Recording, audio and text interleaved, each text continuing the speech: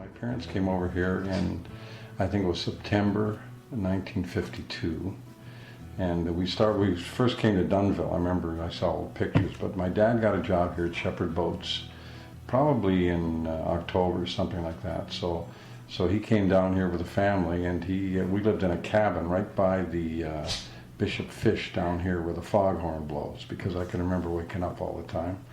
And yeah, my dad worked at Shepherd Boats, so so I was 4 years old, and we lived in the smallest place, like it was 2 rooms. I remember the great outhouse, that was famous, right? There was an outhouse, but very close to Shepherd Boats. So we lived there for a couple of years, and then we moved, I think when I was in either kindergarten or grade 1, but I remember moving uptown to 177 Victoria Street.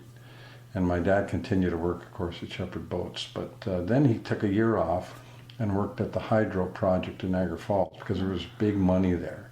So he went there and risked his life working up there. But then they wanted him back here, so he got a big raise, and because he was a cabinet maker, a draftsman, and a boat builder, and he was just a very handy guy, unlike me. All I can do is play golf, and teach math. So anyway, so he came back here, and he worked at Shepherd Boats right until he died in 1973. He became foreman at Shepherd Boats. It was a terrific place, so it was a great place for him, because not only did he help to build the boats there, but any furniture he had to make for our house, guess where he did that? All of the machines were there, so he had everything at his disposal besides all the stuff he had at home.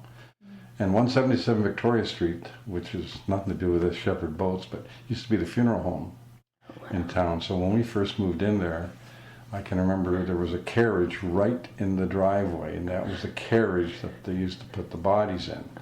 And you can still see the opening doors on the side. You go to 177 Victoria Street, you'll see the 2 long windows, but they're really doors, and they opened up for the carriage from the funeral home. And that's where our first bedroom was. I remember we stayed. So I said, well, this is a great place to be. Here we are living in a funeral home. So we loved that place. So, that was beautiful. It was like 2 doors from the main street. We were close to everything. It was just the best town. And it was really close to the home bakery, which is one of the all-time greatest places in town.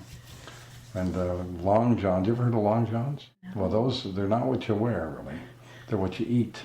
Special type of long donut that they made in town here. Mm-hmm. And they still will make them once in a while, but never like they used to, because they used to make them in an open oven or something like that, which became illegal in the 60s because it was too dangerous or something. But I used to buy those. We used to buy those every week.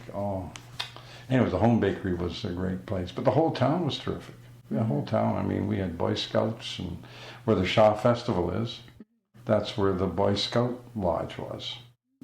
So we had Cubs there and Scouts there, and that was a great town. Went to Parliament Oaks School, played baseball. Everybody belonged to a church in those days. Either you were the Anglican, Presbyterian, Catholic, United, and every one of them had baseball teams when we were young, and we all played. We all were friends, but everybody went to one of those.